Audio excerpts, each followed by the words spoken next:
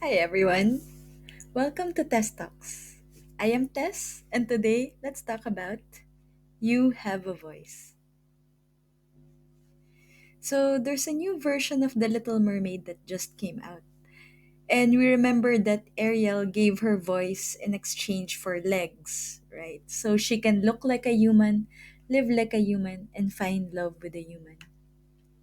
She really, really wanted to be a human. And there's a big chance she can get her voice back anyway, in a few days. So it's a pretty good deal, right? Okay, I understand where Ariel is coming from. And sadly, this part of the story is true today in real life for so many people, but not just temporary. They literally suppress their voice, their opinions, and participation because somebody else thinks they're bad or maybe inferior. Maybe your race, your gender, your socio-economic class should be not too loud. Or maybe you're just different. And people disagree with you and then they tell you to shush it. Going back to Ariel though, or to our own respective lives, is it even real love, real friendship, or real living if you have to sacrifice part of who you are or pretend to be someone that you are not? Okay. So we don't have to immediately reveal everything about ourselves to everyone. And we don't have to immediately demand that they accept 100% of who we are. Sure, there are different levels of intimacy in relationships. Trust must be earned. Sure, also, in any relationship, there are negotiables. But remember, there are also non negotiables. Can we reach an agreement or a compromise without compromising? Think about our core values, our identity, our gifts. In Ariel's case, her singing, her beautiful voice. Okay? For every one of us, what makes us unique, special, what makes you, you. Please don't sacrifice yourself just to please other people. It's not worth it. And they're not your people if you have to do that. So, a few weeks ago, I passed by this door, and immediately my heart went out to the person who wrote this. I wonder how silenced, how oppressed can you be? That the only way that you can express yourself is by vandalism. You know, a lot of others, they just want to ruin public property just because they can. Public or private property. But this person just needed to be acknowledged for their existence, not even tolerated, right? Much less celebrated. Just acknowledged. I exist. I want a voice. Okay, so there's a minority of the population who don't physically have a voice, but symbolically, any and all of us, can we express ourselves? Literally and symbolically, figuratively. Are we able to be honest with ourselves and with the people around us and express ourselves?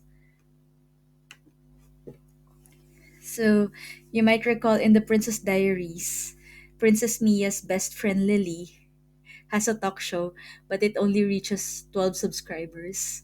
So, I feel like that as well with this YouTube channel. So, she said, "Wow is having the power to affect change, to make people listen. How many teenagers have that power?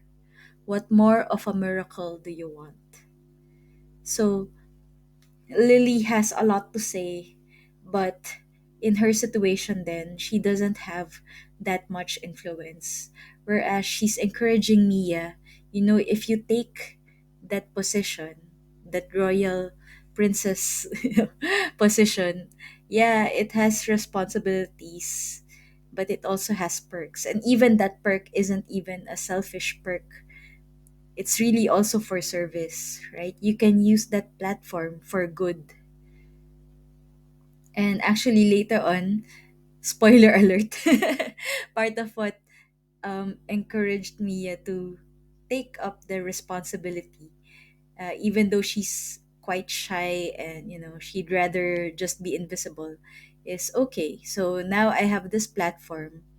I can use it to do good as see fit, and she can also give that platform, share that platform with people like Lily, who she knows, who she trusts, can use it for the good. So win-win for everyone. So it's good if there are people who have good intentions and then have that access to platforms, right? The fame, the power, the money, which can be used for good. So, what about us, right? We are not a princess like Mia, or we are not the best friend of a princess like Mia. But let's start where we are. We often probably have social media, or even if not, we know people around us, right? And if you are so inclined, why not make your own radio show like Lily? Make your YouTube channel like me, whatever, you know. Well, know yourself and then share that to others. And part of that is, also listening to others, right? Honor ourselves, honor others. Respect goes both ways. And yeah, we learn more, right, when we listen to each other. So having money and fame are great, but also let's keep checking our intentions even every day. Are we doing this for ego or for service? Right? Are we doing this for selfishness or for love?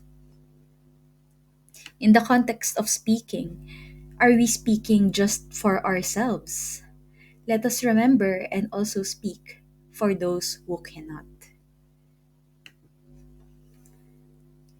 Use your voice. So, in my time as a university physics teacher, I encouraged the students to speak and ask questions. There are no silly questions. I've seen, and I often wore this t shirt that says, uh, uh, somebody who asks is a fool for 5 minutes, and somebody who does not ask is a fool forever. So yeah, so they say it's a Chinese proverb. I haven't verified with the Chinese. But yeah, there are no silly questions. It's okay to ask and clarify. I acknowledged when students were on the right track or made good points, and even unusual points. And if they got something wrong, okay, you're on the right track, but this is where it should be. So, um, I would like to think that I help, destigmatize, the fear of being wrong, because often we are paralyzed. We don't want to be wrong, And maybe we grew up with people, spanking us or hitting our fingers or whatever every time we make a mistake, such that we don't even bother trying. So it's okay to be wrong. At least you tried. At least, it's better than not trying or not doing at all, right? It's better than not living. And for teachers, it's really helpful that when I started, we were given an orientation of a week, how to be effective teachers, and to say that if you don't know the answer, it's okay. It's better to admit to your students, I'll get back to you on that, or I don't have the answer for that yet, but I will see, I will do my best to get the answer, or to find the answer and get back to you, right? It's better to be honest and humble rather than bluff. And I'm so thankful that I didn't have to learn that the hard way. Um, it was part of the instructions later on. So God knows how many decades, centuries of wrong teaching before that was really written down as tips for new teachers. It's okay to admit if you don't know the answer rather than teaching something, bluffing, or pretending to know it, but actually knowing that you're wrong or knowing that you don't know. It's okay. We're all just learning here. And don't be afraid to be controversial. So, I don't want to trigger. Should I say it? Yeah. Anyway, so there are things that are mainstream knowledge or even mainstream lessons that on further investigation are not exactly as true or as 100% true as we see it. A lot of the things we are learning, or in my case teaching as true, were not 100% true. It's just one of many theories or possible explanations. So there was a time when I suddenly said, but what if the earth was flat? And then I gave the points and all that. So don't be afraid to be too controversial. At least what I did was I was trying to at least give alternative explanations. So right now, I'm still learning. Okay, so is the earth round or flat, an oblate spheroid, or hollow, etc., etc.? But at least now I'm open to all explanations. Okay, let's listen. I'm not gonna be dogmatic. I'm not gonna fight people on the internet because I am still in the process of listening to all points. And I'm okay with that. Like, I don't need to know the answer right now. So it's okay to be wrong. It's okay to be controversial. And it's also okay to not know the answer yet. Right? So that's part of learning. Right? So let's be honest where we are at a certain point. And if someone is very sure about what they know, okay, then you know it. But you don't have to force it on me. And I don't have to force myself on you as well. So yeah. And if somebody wants to talk, uh, let's also see if the other person wants to listen or not. So yeah. But going back to the topic, so yeah, use your voice. So as a teacher, I did encourage my students to use their voice. And yeah, especially with the flat earth thingy. But even before, I often found myself to be controversial, even though I did not intend to be. Okay, I was just, sharing what I know. I have a Facebook account, and so did my students. But I do hear from a lot of disrespectful assholes. Yes, assholes. So there are many people who are nasty um, because they disagree. And to be fair, I think a lot of people also think I am nasty and I am a troll when I disagree with them. So, communication is two-way.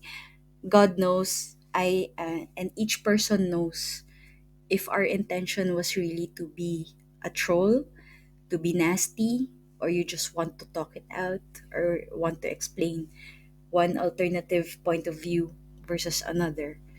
All right. So it's, yeah, sometimes even though you intend to be nice and respectful and just, explain it, it's not often perceived that way. Yeah, whatever. But still, live and learn. Just keep on using our voice. But I do bring that up, that long speech, because it's really encouraging when every now and then I do hear from my students when I was teaching and even now. And I hear from them, suddenly they contact me out of the blue, and someone would say, "You should blog more." And someone would say, "People should just let people speak their truth. I don't get why they are attacking you, etc., etc." So that really warms my heart. So it's really great. I've learned to be set to be secure in myself, right? Whether or not people are agreeing with you. We have to be secure with ourselves. Are we doing right? Right? I mean, let's be open to suggestions and criticism, sure.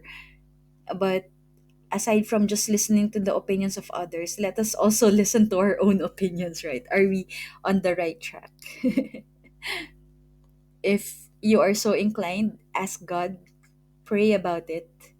So, your relationship with God, with truth and love, aside from just consulting other people, consult yourself, consult God. So, be secure with ourselves. Internal self validation. But it does warm my heart when people also say this. So just this week, I had a chat with Sig, this person, my former student, and yes, I reposted this with his permission. So he did share his blog. So I said, "Hey, you're a blogger like me." Shout out! Cheers to all my fellow writers. Bless our hearts. Yeah. So, they were writers, poets, artists, very sensitive, very heart-based. So, it's really nice to see that, especially since we were not I did not know him from a writer's workshop, but from a physics class, right? That is great. So, we have this in common. And I love what he said. I wanted to be the voice for those who couldn't speak for themselves. Amen. Same. And this is the first time I heard this quote from Albert Einstein: be a voice, not an echo. So, right now, I'm echoing Sig, echoing Einstein to not be an echo. But that's a good point. It's great to share and repeat. But the next level is to share your own ideas, give your own spin, make your own mark, create and share your own. Speak from your own heart. Interestingly, these past months, I and several people I know were having, just a little sore throat, mild infection. So, were we detoxing, symbolically clearing our throats? For what? Interestingly, afterward, I did sense the upgrades in how I do my work, like this test talks videos. Suddenly, I had the urge to use visuals. Suddenly, I wanted and learned how to edit animations. I even got on TikTok, did the YouTube shorts, the Instagram reels, and so on. Just like that, suddenly, instinctively. And I also sensed the upgrades in others. So, superhero powers activating, springing this spring, and onward. And specifically with regards to communication. So, why communication? To get the word out. Those who know have a bigger responsibility to share what we know, right? So, everybody will eventually know, but of course, those who have more knowledge now and experience are asked to share it so that we will all activate and ascend faster. Because we are in the best times ever. This has been prophesied in all religions and cultures. It's the end of the world as we know it and the beginning of a much better one. So it's ascension time, guys. Five-dimensional world and beyond. Ascension of souls with our physical bodies. No more death, like Jesus transfigured. But now, not just without death, and not just individually, but as a collective. All those who choose to actively love instead of hiding in fear. But of course, there is still free will. So you can choose to ascend or stay. And that is where you have the separation of two timelines, the separation of heaven and hell, love or fear. stay in three-dimensional physical earth, or transcend and ascend into beyond. Three-dimensional is matter, right? The physical senses. But do you see beyond that? Do you believe, do you sense that there's something beyond what we can see, hear, smell, taste, and touch? Do you believe in the possibility of souls, mind, consciousness? Yeah. So, those who have a head start in wisdom and experience will be the example. So, keep shining, keep living, and keep speaking, especially now. Get the word out. Ascension is here. Interestingly, on a personal level, how many times have I been told to shush it? Even thrown the Bible. No, not really literally, but Bible thumping. For example, this note was specifically handed to me whilst being quoted a verse and literally be quiet. But how interesting in a karmic, poetic justice turn of events. I was given this card and it says, be quiet. The opposite of be quiet. Be quiet. Be very. Be extra. And so it is. Let's obey what's written in the card then. So we can let things be or add to the noise or add to the beauty. We have a choice. Use your voice. Right? We can choose to keep quiet or choose to add to the negativity or the positivity. Oh, nice. It's rhyming. Hey, we made a poem. Speak truth in love. So, one of my favorite life verses. Balance. First off, speak truth, not lies. It's not easy, but it gets easier with practice.